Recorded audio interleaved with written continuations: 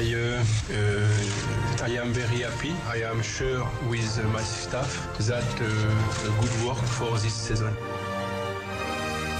We were 15 teams. Now we are 13. Alors my job is to ask FIFA to come back to 15. Was my English was good? Jusqu'à minuit, c'est l'after-foot, Nicolas Villas.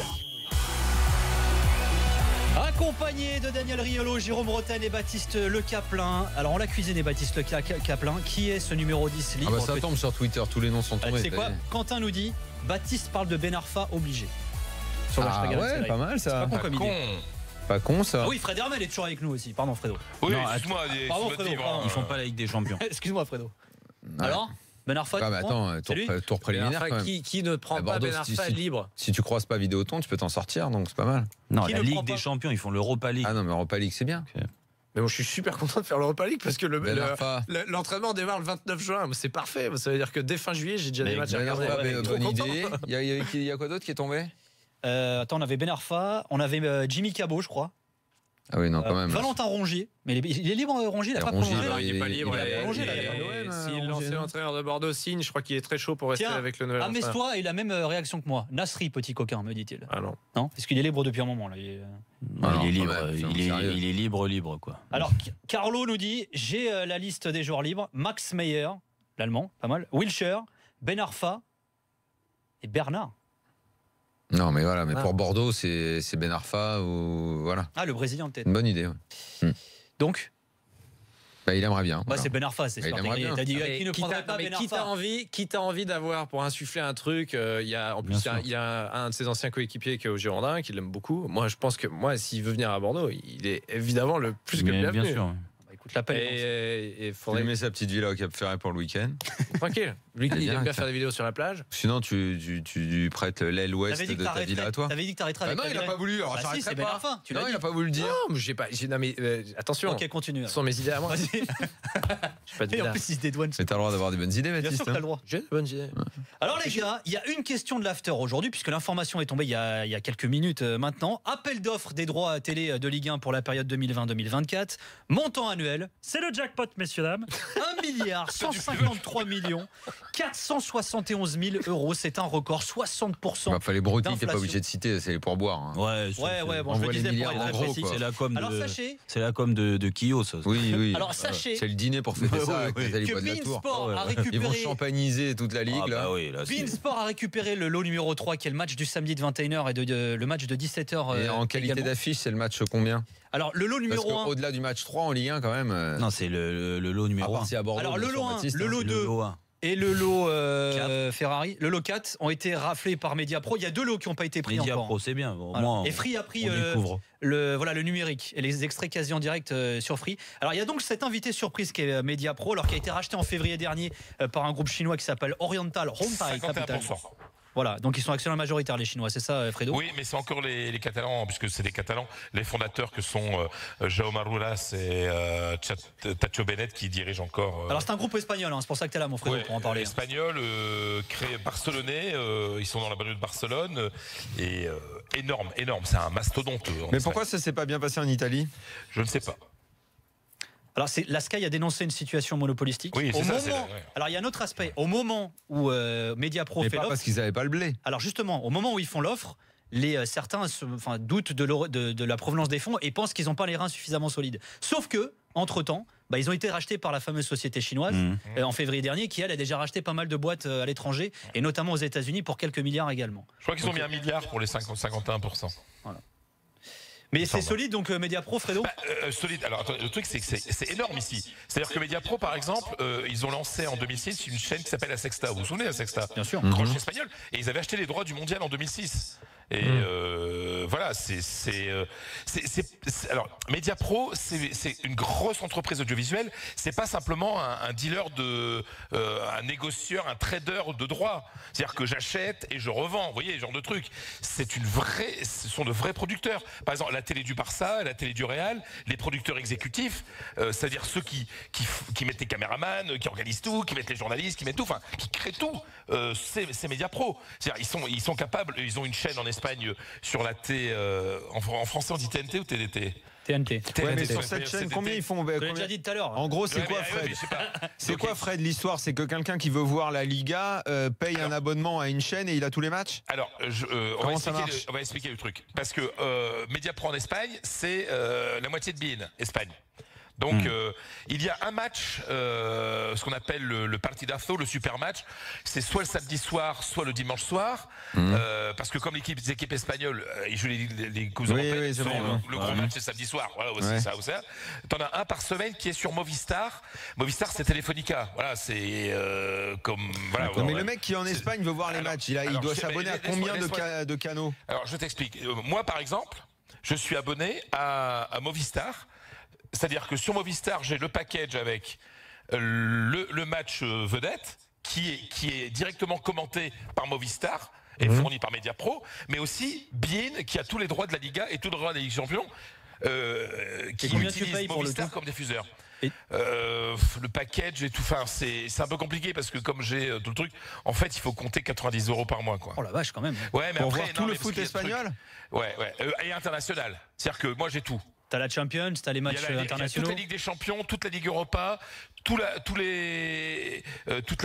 l'Angleterre, l'Angleterre, la France. Tout le football global pour 90 balles. Voilà, en gros c'est ça. La totale. Par exemple, et aujourd'hui en France c'est quoi? Je le vois à POGOM, je le vois sur beIN parce qu'il y a il y a 4-5 chaînes de beIN. Ah ouais, d'accord. En France c'est la moitié. C'est moitié prix en France. C'est la moitié, ouais. Tu payes 14 balles beIN et tu payes 30 balles Canal. Ouais, donc voilà. Mais t'as pas la première ligue chez nous. T'as toute la Ligue des Champions. Ouais, voilà, si tu. Oui, t'as toute la Ligue des Champions. L'année prochaine, t'as RMC Sport qui s'appellera comme ça. SFR Sport devient RMC Sport, vous le savez. T'auras toute la Ligue des Champions et la Ligue Europa. Mais t'auras pas la Ligue 1, du coup. Après, en fait, dans les 90 €, Fred, t'as Real TV aussi ou pas? Non, Real TV, c'est lui qui fait la chaîne. Alors, juste, attendez, il y a quelque chose d'important parce que Fredo, tu le disais. Oui, en tant que salarié, il l'a. Pardon, excuse-moi, Fred. Je suis con. Non, mais c'est pas salarié, c'est simple collaborateur. Oui, non. Ça évolue. Il est freelance. Il a même accès aux vidéos de surveillance de la maison de Karim Benzema. Je t'explique. Karim, t'as laissé la véranda allumée. Je t'explique. Quand il y a des titres, tu touches une petite prime. Tu comprends? Parce que quelque part, tu participes. T'as fait gaffe, il y a Milou qui est sorti. J'ai pas compris la blague. Non mais là c'est pas grave. Il y a un élément qui est important, Fredo, en revanche, puisque tu disais tout à l'heure, c'est que Mediapro est producteur aussi. Alors c'est vrai que beaucoup se demandaient, puisque c'est seulement en 2020, Mediapro a la possibilité de revendre une partie de ses droits. Bien sûr. Didier Quio a expliqué que Mediapro avait pas vocation à ça. Tiens, on va l'écouter d'ailleurs s'exprimer sur Mediapro, le directeur général de la LFP. Mediapro que personne n'avait vu arriver et qui a fait une offre et qui est un opérateur de télévision qui édite déjà une chaîne en Espagne donc, et cette chaîne est distribuée par des opérateurs télécoms ou satellites en Espagne et donc ils nous ont proposé dans leur offre qualitative un projet de type de celui qu'ils font pour la Liga espagnole. Donc en gros, ils produiraient et ils diffuseraient aussi leurs matchs, donc ils créeraient une nouvelle chaîne. Ils savent très bien faire ça, ils ont le réalisateur. Non, mais en fait, pour ceux qui nous écoutent et qui veulent savoir, ils vont regarder le foot, en fait c'est qu'une affaire de canaux de distribution, c'est savoir où tu mets les chaînes et après comment tu regroupes tes packages et combien ça coûte. Mais si Mediapro vient, j'en sais rien moi, sur le bouquet chez nous, qui peut être distribué par SFR, ils ont leur chaîne et tu payes un abonnement en plus. Nous, je sais pas combien on va faire payer. C'est vrai, je sais rien. Combien on va faire payer la Ligue des Champions? Je sais pas, ça dépend de. Là, on doit re-signer tous là. Non mais regardez par exemple pour le faire payer le package Coupe d'Europe et ça se trouve à côté la chaîne de Mediapro sera accessible sur le même bouquet. Un peu moins cher. Et tu rajoutes je sais pas 30 balles par mois ou un truc comme ça. C'est exactement ça Daniel. C'est exactement ça Daniel parce que de toute façon après pour la distribution tout sera fait pour faciliter l'achat. Regarde le Mediapro possède des droits de la Liga mais par exemple c'est vu sur Telefonica mais Vodafone ils ont aussi par internet leur télé etc. Bah il y a des tu peux acheter le package aussi. Tu vas se dire, c'est multidiffusion, donc on est dans la modernité, c'est à peu près pareil partout, quoi. Voilà. Mais eux, en plus, ils ont leur chaîne qui s'appelle Goal, et a priori, d'après ce que j'ai compris, ils veulent créer leur chaîne aussi sur la TNT, où ils diffusent un match. Il y a un match en clair. Alors, c'est pas Real Madrid-Barça, hein, c'est Gérone Las Palmas, mais tu as un match en clair gratuit de Liga sur Goal TV en TNT. Non, mais ça se trouve, tu vois, Baptiste, Bordeaux-Guingamp. Ça se trouve, ce sera sur la chaîne. C'était méchant. Genre, tu l'achètes à la demande, quoi. Genre 10 balles le match. Non, il n'y a pas ça. Ici, c'est gratuit. Ça, c'est le modèle anglais plutôt. Mais non, parce que ça, c'est gratuit. Alors, en fait, en Espagne, t'as plus d'achat en pay-per-view dimanche maintenant. En pay-per-view. Oui, parce que là, nous, on aura tous les matchs le dimanche maintenant, à 15h. T'as un match le vendredi, un match le samedi à 17h et un match le soir du samedi. Non. Pas de match le soir. Non, t'as un match le samedi à 17h, c'est le lot 2. Et après, le samedi soir. Si, t'as le match de 21h le samedi que beIN Sport a récupéré dans le lot numéro 3. Oui, avec le match du dimanche de 17h. Si vous voulez écouter comme ça. Et le match de 21h du dimanche. Le match de 21h. Ça, c'est le gros match le dimanche soir. C'est le grand match, comme dit votre ami. Attendez, mais vous avez des matchs en même temps en France? Vous aurez des matchs en même temps en France? Le multiplex, ouais, à 15h. Ouais, mais sauf que nous, là. Mais c'est les petits matchs, ça. Ouais. 4 matchs le dimanche à 15h. Il y a un match à 13h. Guingamp-Dijon, Toulouse-Lille. Vous les avez sur BFM Sport, les lots, les gars. Ce qui s'est passé en Espagne depuis qu'il y a eu mutualisation des droits avec Mediapro, etc., c'est que maintenant, t'as plus, à part les deux dernières journées, pour des raisons d'équité, tous les matchs sont uniques. C'est-à-dire qu'il y a les matchs ne se chevauchent pas justement pour permettre à tout le monde de pouvoir voir tous les matchs. Alors autre enseignement aussi de ça, c'est Canal est le grand perdant quand même, qui est le diffuseur historique de la Ligue 1. Et Canal, alors il reste de l'eau encore à récupérer. Fasse une assoce avec Mediapro et qui diffuse chez eux. Enfin, il y a un truc dans le genre. Mais c'est vrai que pour le moment, alors il reste, on le rappelle encore. Il y a beaucoup de choses à déterminer. Mais Mediapro apparemment, c'est pas leur politique. C'est de créer une chaîne. C'est ce qu'annonce Didier Quillot. Mais déjà, le premier élément quand même, c'est ça qu'il faut dire, c'est que la somme est conséquente et que très franchement, pour la Ligue 1, c'est une très très bonne nouvelle. Là, on est deuxième championnat européen. Si on rajoute. Il faut dire merci Paris, Daniel. Il faut dire merci Paris. Mais non, mais moi je veux bien, mais moi j'ai un président. Non, mais on est le deuxième là. Moi j'ai un président très important en Ligue 1 qui me soutenait que l'apport du PSG n'allait pas être conséquent pour les appels d'offres de 2020. Bon, je vois qu'en business, je pensais qu'ils s'y connaissaient un petit peu plus. Je vais t'expliquer quelque chose. Ils sont catalans, les gens de Mediapro, et très très proches du FC Barcelone. Il faut savoir que les audiences des matchs du PSG, qui sont tous diffusés en Espagne depuis qu'il y a Neymar, a grimpé en flèche. Évidemment. Donc évidemment que le PSG ça a compté. Et que derrière, quand je dis toujours que c'est très important que les locomotives soient en haut et attirent, et que je suis pour que Marseille, Lyon, l'OM Monaco, en finale Europa League, ça aide aussi. Évidemment que c'est une bonne nouvelle, évidemment. Bon, donc maintenant, qu'est-ce que je disais soit ils créent évidemment leur chaîne, et oui, évidemment que tout ce qui s'est passé à Paris, ça a permis de gonfler. La première bonne nouvelle, c'est ce chiffre qui est très important, qui va profiter au club. Je ne sais pas si les clés de répartition vont changer. A priori, ça, c'est pas quelque chose que la chaîne décide, c'est la Ligue.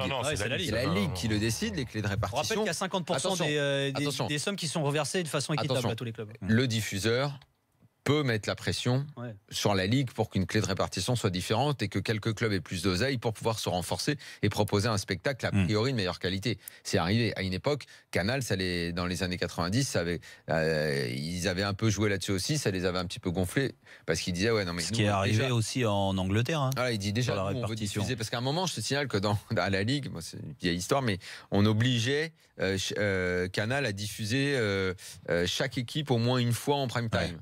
Au bout d'un moment, Canal déjà se premier dit, ça, ils disaient c'est bon, vous êtes bien gentil. Nous on est là, déjà on vous donne beaucoup d'argent, on va au moins choisir nos affiches et on va proposer les affiches qu'on veut. Donc malgré tout, un diffuseur peut mettre une forme de pression quand même et dire bouger un peu la clé de répartition pour que des équipes aient un peu plus d'oseille. Ça c'est possible, même si la base c'est que c'est la Ligue qui décide de ce genre de choses là. Non mais le diffuseur décide des horaires aussi. Elle est aussi. équivalente en Angleterre, le 50-25-25, c'est à peu près donc 50 en égalitaire, 25 en notoriété et 25 au résultat. C'est un truc qui grosso modo maintenant est fait un peu partout. Bon, si Ola se met à tweeter en catalan, on saura pourquoi. C'est fait. Dire, Fred, on va regarder. Non, mais après, il y a un truc très important, c'est que en Espagne, c'est Mediapro qui décide des horaires des matchs. Ah mais ça, de toute façon, ils ont mis pour le coup, ils ont mis la pression quelque part a priori, puisqu'ils ont tous les horaires ont été bouleversés en France. Mais c'est normal. C'était bouleversé avant, Daniel. C'était bouleversé, mais on le sait, c'était pour séduire les marchés asiatiques. Comme par hasard, Mediapro est détenu par les Chinois. Sur le match de 13h. Non, mais même au-delà de ça. Non, mais mais même la Ligue espagnole, il y a eu un Real Madrid. Je me souviens, c'était Real Madrid contre Grenade, et comme Grenade appartenait des Chinois, il avait été programmé à midi. Si t'as un PSG OM qui change d'horaire, t'as eu le Classico cette année. Tout à fait, t'as eu un Classico à 16h parce que c'était bon pour le marché asiatique, bien sûr.